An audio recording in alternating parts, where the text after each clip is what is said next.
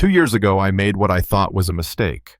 One night, one decision made with a broken heart and a little too much tequila. I was reeling from a breakup that shattered every dream I'd clung to. Marriage, kids, Sunday pancakes, all gone with one cold sentence from the man I thought would be my forever. That night, the silence in my apartment was unbearable. The shadows on the wall felt like they were mocking me. I threw on a coat and walked into the rainy Boston streets, not knowing where I was headed, just knowing I couldn't stay still. I passed this little dive bar I'd never even noticed before, neon sign flickering like it was calling me in. And I went. I remember the smell of old leather booths, the low murmur of voices, and the way my hand trembled when I ordered something stronger than I should have. I wasn't looking for company. I wasn't looking for anything. But that's when he sat down beside me. He didn't say much at first, just tough night in this calm, kind voice. I turned, met his eyes, and something about him, the tired lines on his face, the way he wasn't trying too hard, felt safe, like he wasn't judging me, like maybe he was escaping something too. We didn't share names, we didn't trade stories, just silence, a few laughs, and, eventually, comfort. The kind you don't plan, the kind that sneaks up on you when you're most raw. We left together. I couldn't tell you the make of his car or the color of the hotel room walls, just the quiet and how it didn't hurt for once. By morning, I was gone. I didn't leave a note, didn't want one either. Just a memory, blurry and bittersweet. I told myself it meant nothing. A chapter closed. But weeks later, when I started waking up nauseous, when my body changed in ways I couldn't ignore, that chapter flipped wide open again. I sat on my bed staring at a pregnancy test I prayed would lie. It didn't. And just like that, I was alone, and not just heartbroken, but terrified. I didn't know his last name. He never gave me a number. I went back to the hotel, begged the clerk, searched online for hours. But Matt, that's all I had, could have been anyone. Friends judged me. Some told me to take care of it. Others just stopped calling. My mom sighed like she'd seen it coming. My dad didn't even speak. It felt like the whole world had turned its back. But I didn't. I couldn't. Because inside me were two tiny heartbeats. Yeah, twins. And no matter how scared I was, they were mine. I named them Isaiah and Miles. Raised them with every penny I scraped together, waitressing and cleaning offices. I went to appointments alone. Sat up with fevers and first steps alone. Learned to hold a baby in one arm while flipping pancakes with the other. It wasn't glamorous. Most days it was hell. But those boys, their laughs, their little hands, the way they clung to me like I was their whole world, they saved me. Then came that day. I had just enough money for groceries and a bus ticket home. Isaiah was pointing at every blue car like it was his first word. Miles was rolling his toy truck across the stroller tray, humming to himself. Just a regular Tuesday. Until I reached for a carton of milk and my hand brushed someone else's. I looked up and my world stopped. There he was. Matt. Older. Cleaner cut.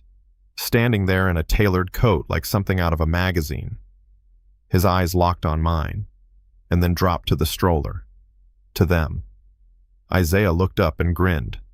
Mama, he looks like us. Matt blinked, his mouth parted. What? What is this? He asked, voice low but tight. Are they mine?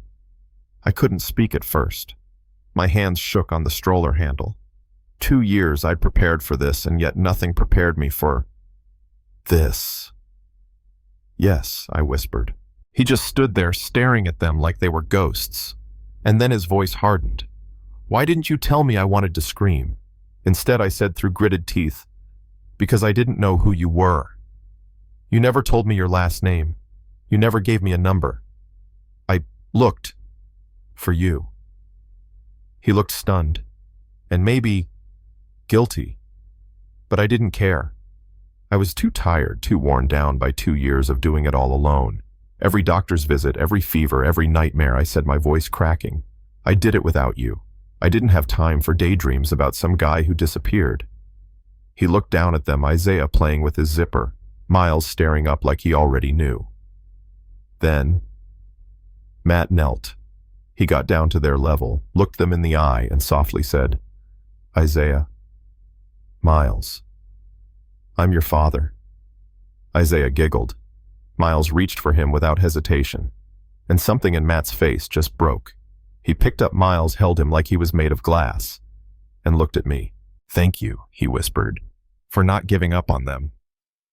I started crying harder than I had in months, because as angry as I was, as scared as I still felt, part of me had always hoped he'd find us. He didn't waste another second. Said, "Come with me. I'm not letting you go again." I didn't believe him at first, but the way he held the boys, the way he looked at me like I was more than just a memory, I followed him. The limo ride to his house felt like some surreal dream. Marble floors, golden lights. Isaiah and Miles had their own room by nightfall. I had a bed that didn't squeak. And for the first time in 2 years, I wasn't alone. Matt showed up for every moment. He learned how to braid their curls, how to change diapers without swearing, how to read bedtime stories with silly voices. He postponed meetings, skipped parties, said nothing came before us now. 6 months later, as the boys played by a fountain in the yard, he took my hand and said, "I don't want to just be their dad. I want to be your husband." I said yes before I even blinked. Our wedding was simple white roses, soft music. Isaiah on one side, Miles on the other, holding my hands as I walked toward a man who wasn't running anymore. Now every night I tucked them in, I kissed them twice. Once from me, once from him. But let me ask you this. If you were me, would you have told him the moment you knew? Or would you have done what I did? Kept it buried until fate forced the truth out? Drop your thoughts in the comments below, because someone out there is carrying a secret, wondering what's right. And your voice might be the one they need to hear. If this story moved you, like, share, and subscribe. Because sometimes, the mistake we're most ashamed of becomes the beginning of everything we never knew we needed. 2 years ago, I made what I thought was a mistake. One night, one decision made with a broken heart and a little too much tequila. I was reeling from a breakup that shattered every dream I'd clung to.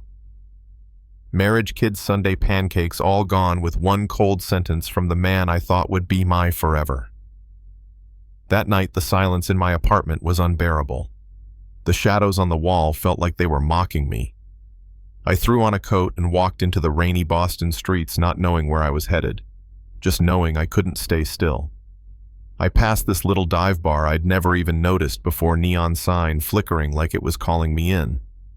And I went. I remember the smell of old leather booths, the low murmur of voices, and the way my hand trembled when I ordered something stronger than I should have. I wasn't looking for company. I wasn't looking for anything.